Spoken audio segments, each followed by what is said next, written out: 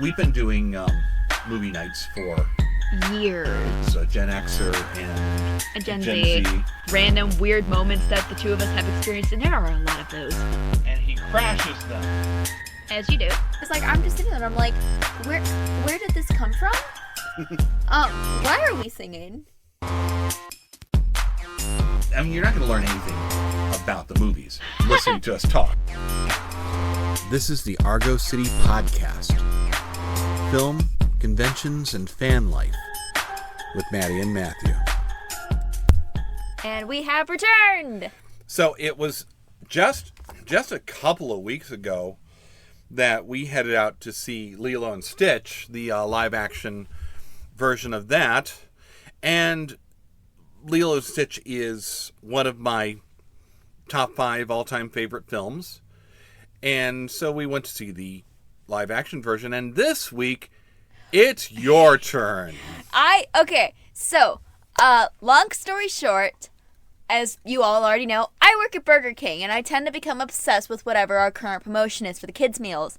Right now, it is the How to Train Your Dragon for the live-action movie. And oh my goodness, I have been so excited for this movie to come out. One of my old friends was obsessed with How to Train Your Dragon. I have been collecting all the kids' toys. I bought all the toys until they made me start buying the kids' meals, so then I had to start buying the kids' meals to get all the toys. I actually headed out to a little comic show last weekend, and I found a How to Train Your Dragon toy for you from McDonald's, from the original. Yes, you brought me another dragon. So I have them all. They all sit in my car on my dashboard, and they all vibe. It's great. They're very happy there. But this is one that you were really... I was so excited. You were talking about this for weeks ahead of time, and I looked it up, and Amherst Cinema was showing it. So that's our local cheap theater. That's the $5 theater, and we didn't go during the weekend. Yes, we have had so many bad experiences going during the weekend. I am still going to be forever upset about Beetlejuice. Yeah, not just here. I mean, anywhere. Beetlejuice was at the Lorraine Palace. No, it's like people forgot how to go to the movies. Yeah, how do people just not know movie theater etiquette? Is that just not a thing anymore? So, we have been going to movies. We try and go in the middle of the week when we can. Yeah, we went on Wednesday around 7 p.m. We actually had a good crowd. We were hoping for fewer children. Yeah, we had a really good group. There were still actually quite a few kids in there, but... When we pulled in, literally all of the parking spots were, taken, and you and me were like, oh, crap, it's going to be so busy. And then we walked in, and it's like, what? Where are all the people? We ended up with a theater that was maybe a third full, maybe a little less. Yeah. We had people right across from us who had shown up with their How to Train Your Dragon plushies. They had a Light Fury plushie. And, oh my goodness, back in middle school, my best friend, Grace, was obsessed with How to Train Your Dragon. Uh-huh. And I know that because she'd have, all the backgrounds and stuff. It was around the time that the final movie came out. And I even remember when we went to Universal, I actually bought her, a Light Fury hat. I don't know if she still has that or not. Oh, but I still want to go to Universal. But, this has kind of always been a fan, a group or, a fandom that's always kind of been around. It does seem to have it. And, I mean, it's fun fantasy, and it's good stuff. Have you heard of, all of the, the thing where they pair up all of the, main characters from movies during that era? So it's, Rapunzel from Tangled, Hiccup from How to Train Your Dragon, Jack from Jack Frost and the Guardians, and then, there's one more there. What is the last one? Hold on, I gotta Google this. What is the last one? No, I have not heard of such a thing, but I'm intrigued. So it was Hiccup, Jack Frost, Rapunzel, and Merida, because they all came out around the same time. There is fan art of all of these people. Oh, this is like a super team? Yes, there is so much fan art of these guys. This was an insanely popular thing back then. Sadly, I was very, very small by the time that this was happening. But, still. Just like Lilo and Stitch, we went and we sat down to watch the animated version as well. Now, we didn't need to watch it for everything, because even sitting there in the theater, we were watching this and thinking, wow, this is dead on. It's so accurate. You can tell just how much effort they were putting into getting the different POVs correct, to getting all the expressions and all the signs. Like, it's dead on. I mean, to the extent that there's shots duplicated, it's the composition, it's the camera placement. There's one thing I pointed out, like the scene of the ships sailing into the fog, and it's just this long shot, 3 ships on the sea, and you sort of see the mountaintops poke through the mist, and it was identical. So are all the sets. So are everything. There's so much here that is just like, literally, the first thing that struck me was the training arena when we like hovered over into it. Obviously, they made it more cool, but I looked at it and I'm like, there's no way. It was like dead on. There's a lot of this where it feels like it's just, okay, this is the same thing, but there's more detail. Yeah. Now, this doesn't surprise me entirely because we've got the same director coming back. Yeah. For this is DreamWorks' first live-action film. It's only their first one? Yeah. And they did it excellently. Good for them. So this is like the first live-action remake or anything like that they've done. It's the first thing like that. And you can tell they were staying true to the source material. Well, and again, they brought the director of the original film, the animated one, back to do the live action one. So you're actually going to get something that's quite faithful. Funny, even the dad, even Stoic, is also brought back. It's the same. The voice actor shows up for live action this time. Gerard Butler's there. Like, good for them on bringing him back. And I was sitting there in that theater watching this, and I was amazed at every single twist and turn doing this. And you could point out a lot of them. And yeah, you did. Like so many things. And like we were discussing, there was only one thing with the live action movie that I couldn't stand. Aside from that, the movie was excellent. Mm-hmm. It was beautifully done. Like, the coloring and, like, Toothless, everything was beautifully done. There's one thing I can't shake, though. Mm-hmm. Tough and Nut, the 2 twins that pretty much, well, they have a really big part in the animated movie. They try to do it in the live action, but it doesn't work. Because, and I think there's a couple reasons for that. Firstly, they don't place them together as much as they are in the other one. We don't get enough interactions between them. Secondly, and I'm all for, like, body positivity, but they don't look similar at all. No, they needed to have 2 similar body types. And really, that's kind of why they made her a bigger girl, because here's the thing, there's not enough of that sort of stuff in here for me to complain about.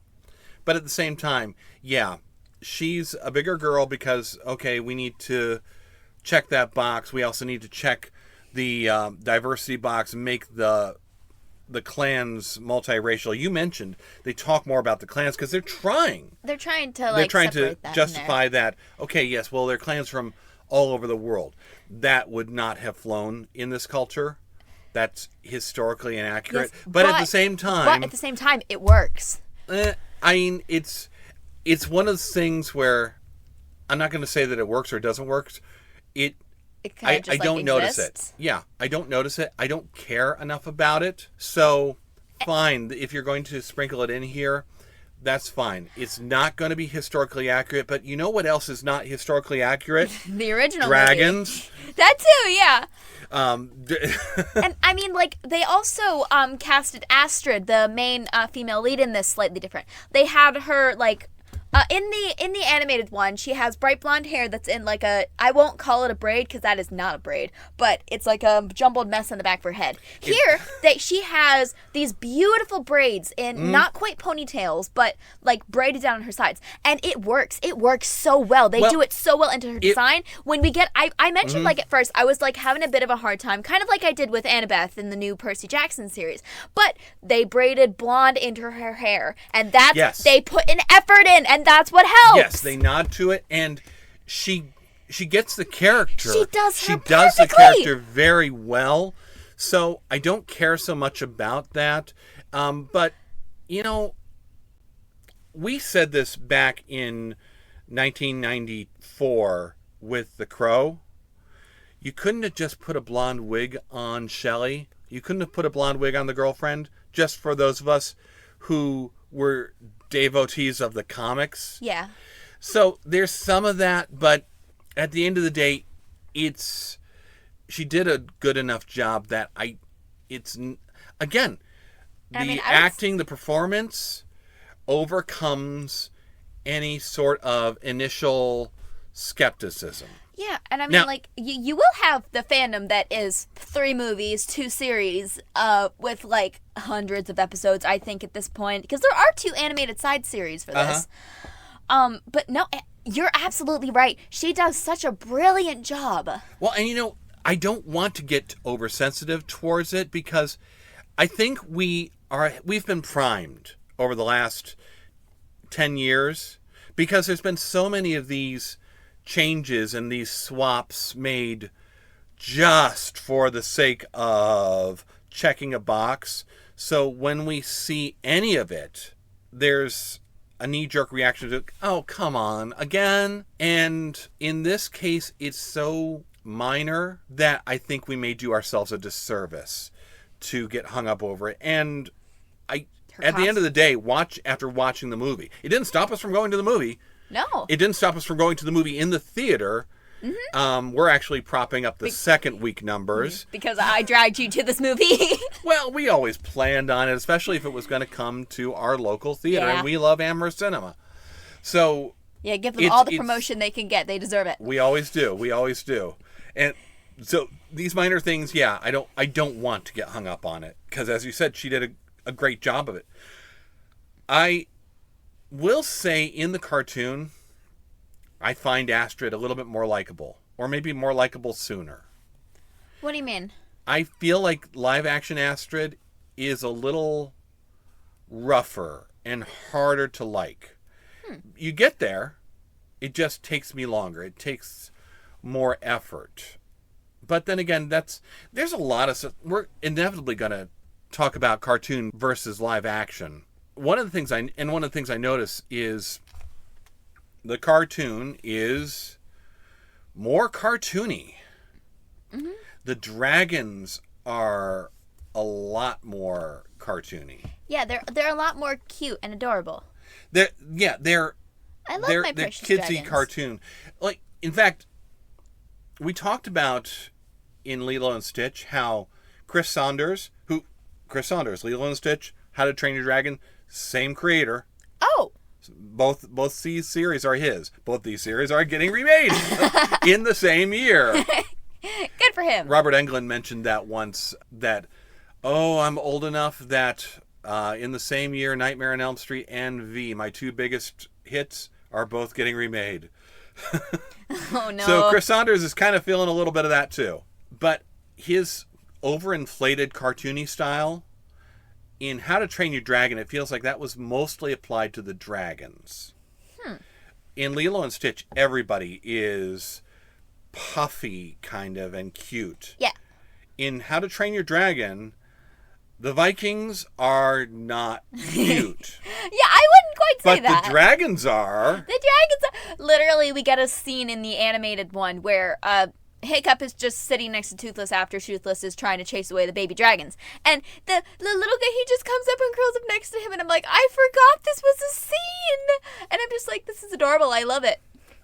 You know what? They filmed that scene for the live action. They did? They did. They cut it. What?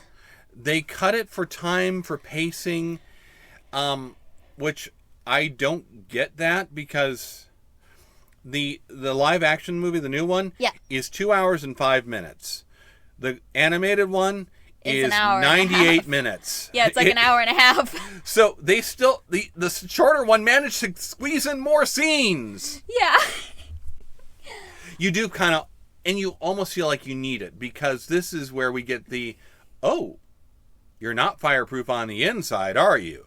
And that comes into play when they defeat the big guy. Yeah. Toothless. I gotta say, I like Toothless better in the animated. Yeah, I'm with you there. One of the things I think we lost in the live action is a lot of the cat-like behavior. It's because Toothless, his movements are based off of the director's cat, I believe. Like that's one of the influences, and the whole look was based off of a panther that was on somebody's desktop on their computer. Yeah, and it's just... And it's really pronounced here. And I didn't miss it a whole lot in the live action. I didn't miss it until we watched the animated one. And I'm like, oh, it's not just the way he sits. It's the way his shoulders hunch up. It's the slinky way that he slowly moves. Yeah, like, we've got two cats. We've got, like, Sparky, who you all know. Then we have Bugs, who is a little bit less known, more of a jerk she is, but still.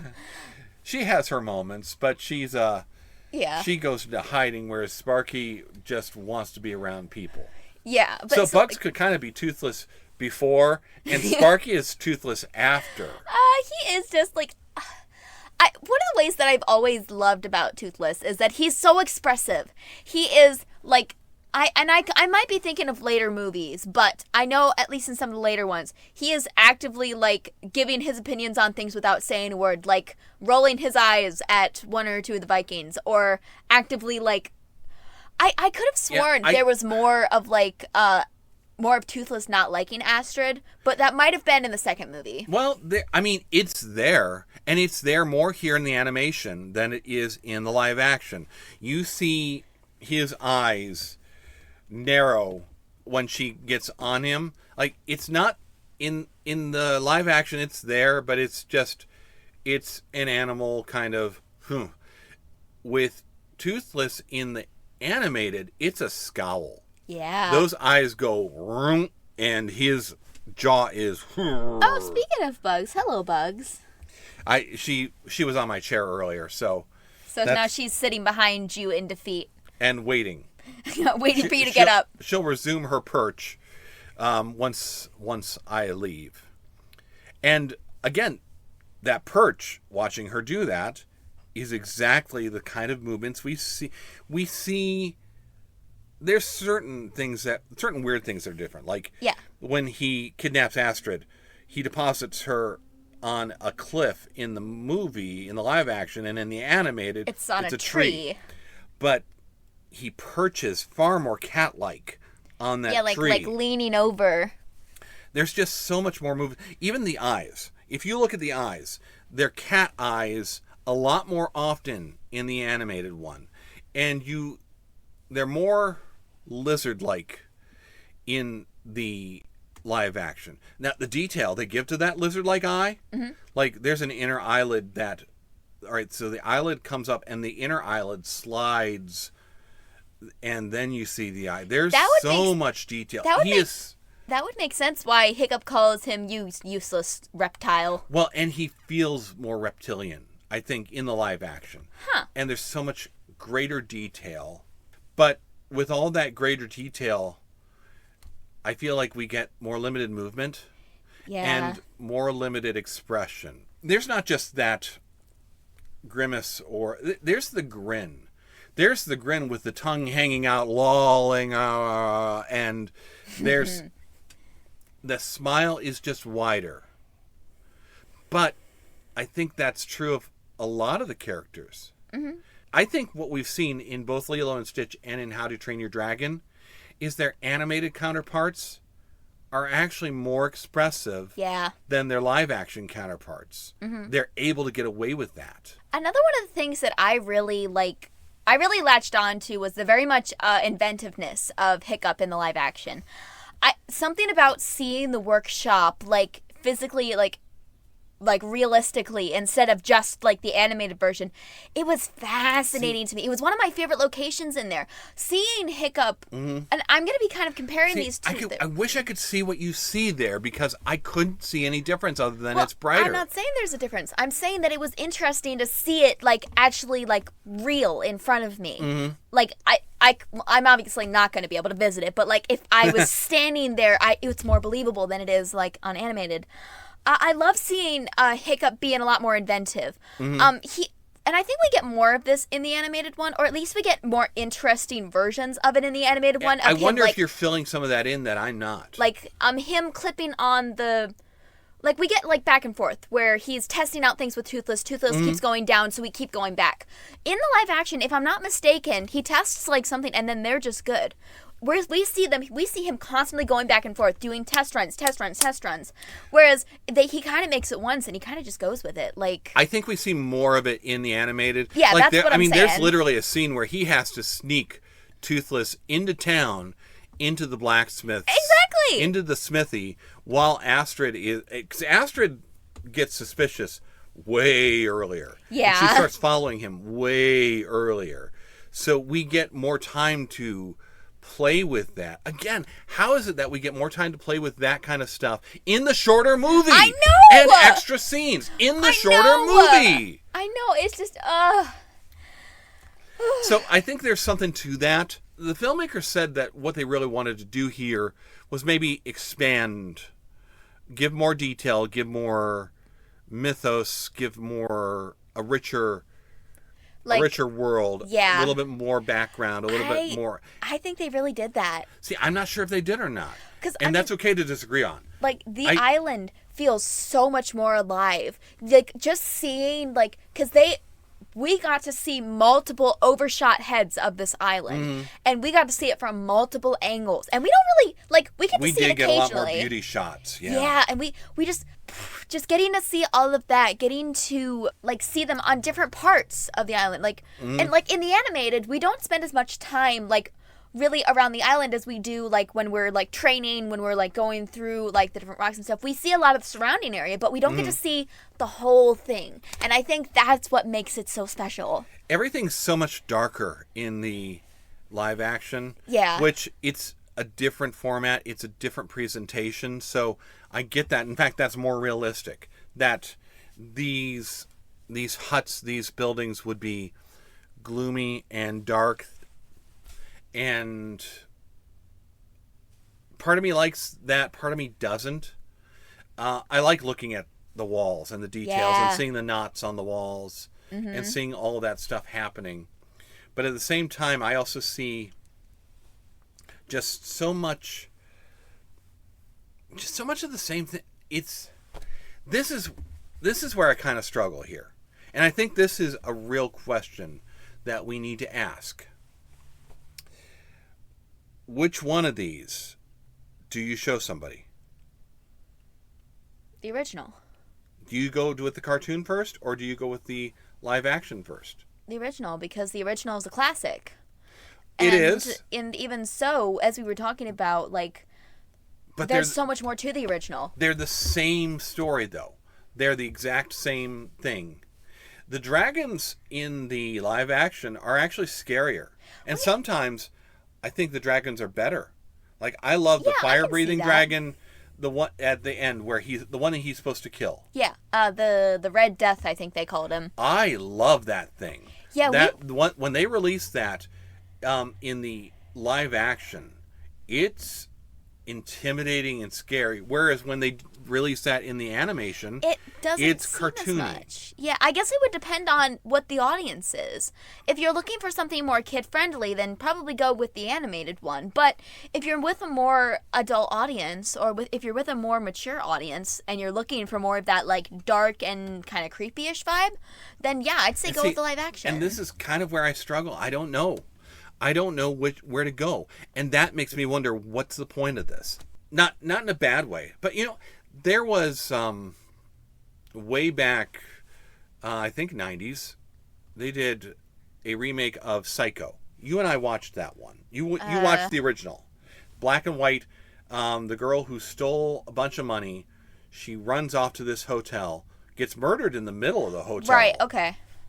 In the middle of the movie, and then it kind of switches. Right, she dies in the shower, right? Yes. Okay, yeah, I know the one you're talking about. So there was a remake of that. Oh. And it was literally a shot-for-shot remake. Oh. Like, color, different actors, and not a lot extra, maybe a bit here and there, but nothing big. Basically a shot-for-shot remake. And there's absolutely no point to watch it. And so that's where I come here. It's fascinating to watch them both back to back. I can't wait until somebody edits these so that they're side by side. Yeah. I'm going to sit here and I'm going to kind of disagree with you here. One of the things that we always talk about with these live action movies is how much it differs from the original story. Mm-hmm. What if I just want to sit and watch something more fantastical, more magical in a live action setting? Isn't that the whole point of a live action movie? To tell the story in a live action format? I don't know. Is it? That's what I would say. To bring something new or something, a fresh perspective? I don't know. And yeah, that's why I don't have a good answer to this question. Yeah, it's what I'm struggling with this movie. In a world where where animated How to Train Your Dragon exists, why am I watching this one? Or in a world where a perfect live action adaptation exists, do I need to go back to? I'm struggling with this. Yeah. Brilliant from an experimental filmmaking perspective. Yeah. I love it from that perspective. Mm-hmm. I wonder if the answer will be found in the cosplayers. And that's a great point. I know a lady on TikTok that does this amazing Astrid cosplay. But I guess we'll see what happens when cosplayers start going wild. There is one young woman that I've seen at multiple conventions who does a perfect Astrid. Yeah. And I know who you're talking about. Yes, you do. And her costume is perfect. You know what the thing I missed in the live action one is the skulls around Astrid's waist and on her shoulders. I really miss those big cartoony skulls for some reason. And it's one of those things that after I saw this cosplayer, it was years later, we sat down and we watched through this series. I didn't see this when it came out. Yeah. I didn't see it until we started doing movie nights. And that's who she was. I tried to get a photo with her in my Skeksis costume because I'm like, cool, fantasy meets fantasy. And I didn't know that this was Astrid. Oh, man. So, as someone who's always been aware of that fandom, I can't imagine being that oblivious. It's just not... It's the wrong era. Yeah, it's the wrong era. And that's where... I wonder if that's where the ultimate version of this really gets decided. Yeah, like... Who do people dress up as? That's kind of what I want to see. What I want to start watching out for at cons and stuff. Yeah, we've got a couple coming up, so I can't wait to see what happens with that. Yeah, now that this is out, let's see if... Or who knows, we might even get more animated cosplayers because people are going back and watching the original again. That's a great point, too, and a great reason to do this, because in my era, you are more likely to have something come out in live action and then get turned into a cartoon. Wow. That seems like a natural progression to me. That feels like a natural progression to me. Wow, nowadays that's like flipped. It is, and you know what? Terribly inappropriate things were getting turned into cartoons, too. Okay. RoboCop got turned into a cartoon. Rambo got turned into a cartoon. Oh, goodness. Beetlejuice is not for kids and got turned into a cartoon. Beetlejuice cartoon was fairly good, though. Beetlejuice cartoon's better than the Beetlejuice movies. Yeah. So it's not out. It's not completely out of the realm of possibility. I did want to ask you something real quick too, because something I just realized with this watching the end credits. Yeah. Have you ever read the book? I have not. I was actually looking it up while we were doing it, but I did not realize this was the source material for this movie is a book. Neither did I. So it's based off of the book by, give me just a second, by Crestia Cowell. And I remember this because, if I'm not mistaken, she wrote the book. She would go on vacation with her family to this island every year. Okay. And she was so bored the entire time she was there. So she would have, like, her little notebook, and she would draw and sketch. And, like, imagine... what would it be like if there were dragons living on this island? What if there were monsters living on this island? And she kind of based those stories around that. I could be completely wrong, but I'm pretty sure that's correct. That's really interesting. And I know that just in my brief research here, the descriptions are very different. Like, toothless is, in fact, toothless. We're not talking retractable teeth. We are talking, he's gumming his stuff. He's not quite big enough to ride. stuff like that. It actually makes me want to, now that I've got different various versions of this, now I want to go back to the source material. Because the books and the movies are completely different stories. Yeah. They're not similar in the slightest. And I'm good with that because I want to see now what the book is. Yeah. But now that's just me. I have a thing for movie novelizations, and I always want to go see the source material. That's why, I went and I read all of the Princess Diaries movies.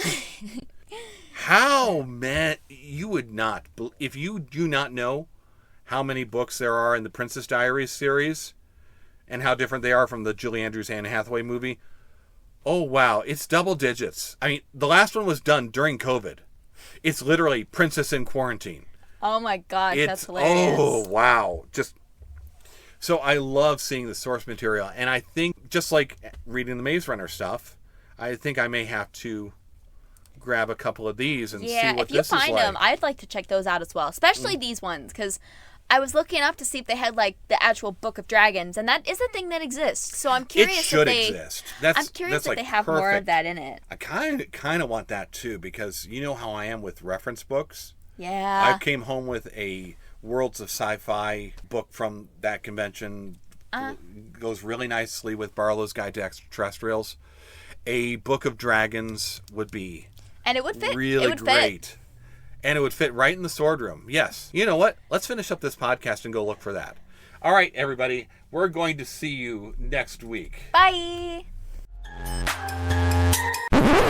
Wait, what do you mean there's 12 books?